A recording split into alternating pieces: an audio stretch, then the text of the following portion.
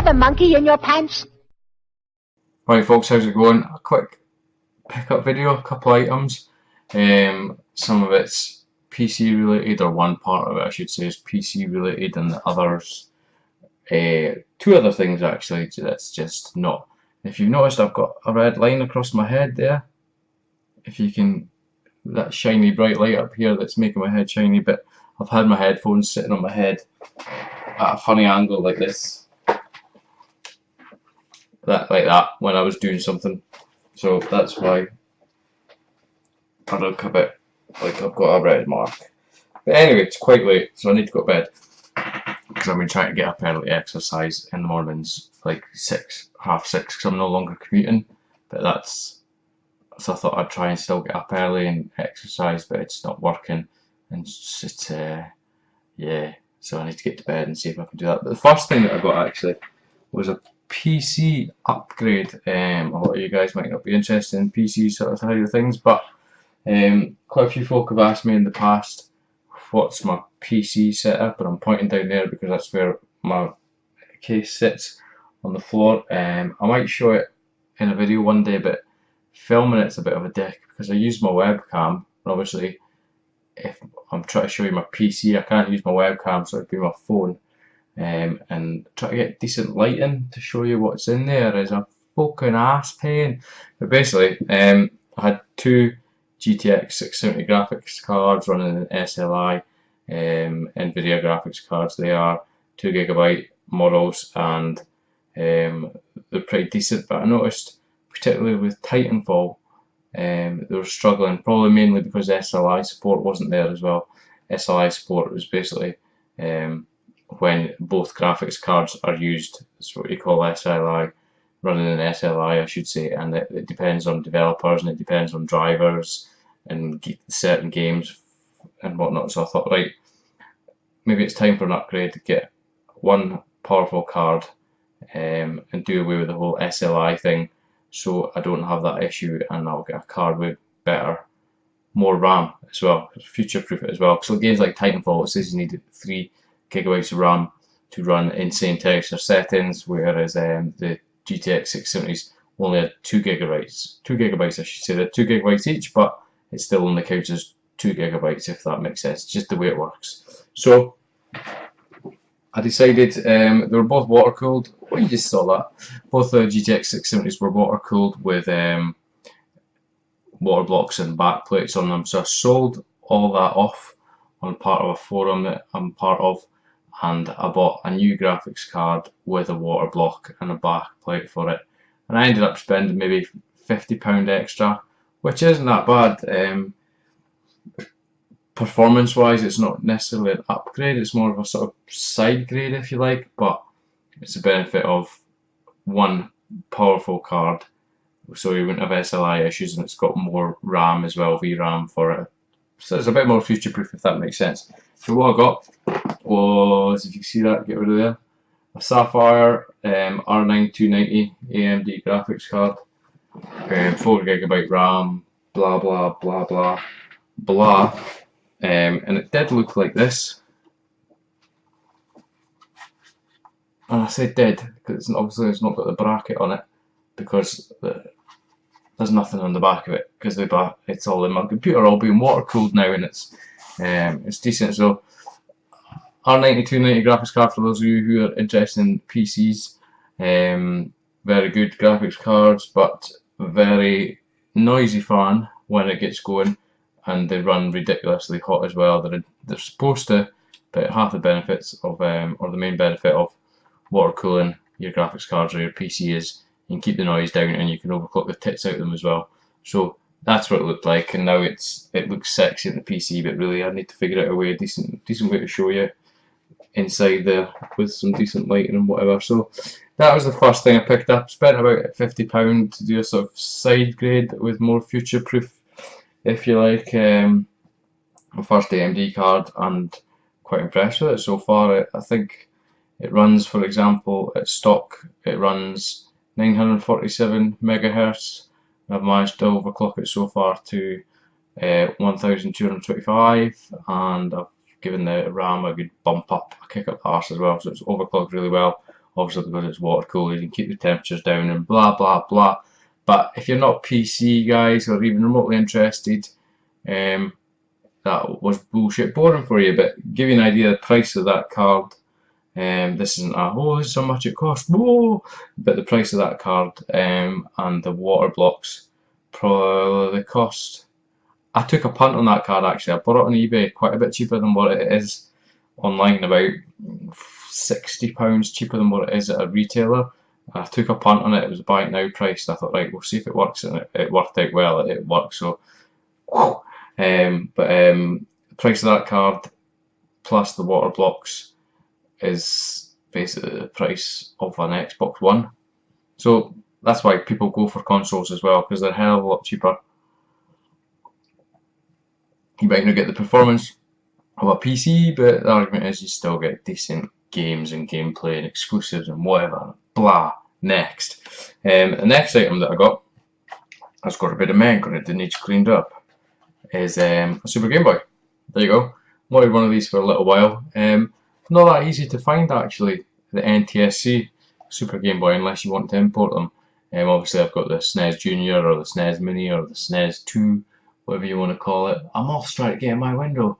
NTSC American machine, so obviously I needed NTSC Super Game Boy, and I like the look of it. It looks pretty cool compared to the PAL version. It's quite chunky and the reason I got this, obviously I've got the Game Boy player for the GameCube, but the reason I picked up the Super Game Boy is I don't really like the colour palette sometimes on the GameCube's Game Boy player uses, whereas this you can select various different colour palettes, but a lot of them you can select ones that look similar to the original Game Boy colour palette, for example, and obviously Super Game Boy games that are enhanced for the Super Game Boy have their own borders around the screens and whatever. So I'm happy I have a Super Game Boy for my Super Nintendo. Wanted one for a wee while. Like I say, unless you import them, it costs you a little bit more obviously, but unless you import them, it's quite hard to find that. Now the next game I got, I was talking to another YouTuber, Paul Bradley. Paul, I've not forgotten, if you're watching, this is your gun. I said I'd send you. I've been busy. I know you say man up and all that stuff because I've been moaning about working loads. But I should have it out posted to you on. I'll have it posted. I'll post it on Saturday morning because I'm not working Saturday morning, but I will be out and about. But anyway, I was in bed talking to Paul Bradley. That sounded a bit wrong. Well, maybe not if you're that way inclined, but on Facebook the other night there, it was about 12 o'clock at night, and I'd watched some video, a gameplay of a certain PlayStation 1 game. I'd heard of it before obviously, but I'd watched a video of gameplay of it, and I was like, oh, that looks pretty cool, I want that, and I started googling it and eBaying it and watching YouTube videos for it and stuff, and I like the look of it, and it's quite a sought after, expensive, rare-ish game. I was talking to Paul, and I was on Facebook when I was lying in bed. He wasn't in the same bed as me. We'll save that for play. I'm gonna burp, and I'm speaking shit now. What was I saying? Aye, so I was talking to him on Facebook in bed, and I was like, how much does this go for? What's a good price for this game? And he's like, oh, it normally goes for between this much and this much. And he was like, here, have a look at this one on eBay. It's the rarer version of the two versions that's available, and it's a really good price for it. I was like, alright, cool. And he basically says, oh, I might buy it. I'm like 95% there, considering it's quite expensive. Fucking well more expensive than any other PlayStation game that I bought. Any PlayStation game that I bought have been a couple of pound at the most. But he basically says, if it's not still there tomorrow, I'll buy it. Paul's gonna buy it. So I just thought, fuck it, like, I'm gonna buy it. The game looks really good. It looks like the kind of game that I'll really enjoy. A bit of a different twist on the original versions of this game, and it came today. And that game in question, my rarest PS1 game, and it's maybe spurred things on a bit for me want to collect a bit for the PS1. I've got a list of games that I had when I was a kid, so I might do that, but I'll talk about that in another video. But the game that I got is Castlevania Symphony of the Night for the PS1. Now apparently there's two different versions. There's the collector's edition that's in like you know, those double dual cases that we got here in the UK, and there's this one, and this one is the rarer of the two, but the collector's edition, I'm trying to get rid of that glare, there you go, but the collector's edition fetches more money, I think, because it's the collector's edition, I think. But fucking YouTube Mongos, eBay Mongos, like, considering what I paid for this, I'm not going to tell you, but if you go on eBay and search for Castlevania Symphony of the Night completed listings, you'll probably see this, and it's like, it's about what I paid for bloody Chrono Trigger on the SNES, and that was a lot of money, and this was a lot of money as well, but considering how much money this cost, and how fragile these cases are, this isn't the bag that it came in, but the bloody eBay Tubaloop just posted it in a jiffy bag. It came from work this morning, I was like, what's that? And I was like, oh my god, is that game? It just in a jiffy bag. Like, if I'd sold a game that cost this much money, I'd stick it in a freaking cardboard box with bubble wrap and everything around it, but it came in a jiffy bag, and I was like, this better not be fucked.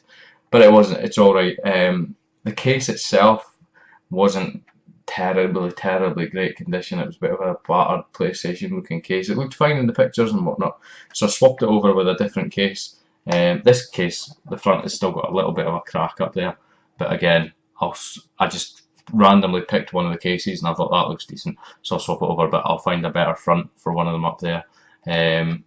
It's in decent condition. There you go, box porn. The front's, it's hard to see this, don't know if you will see it.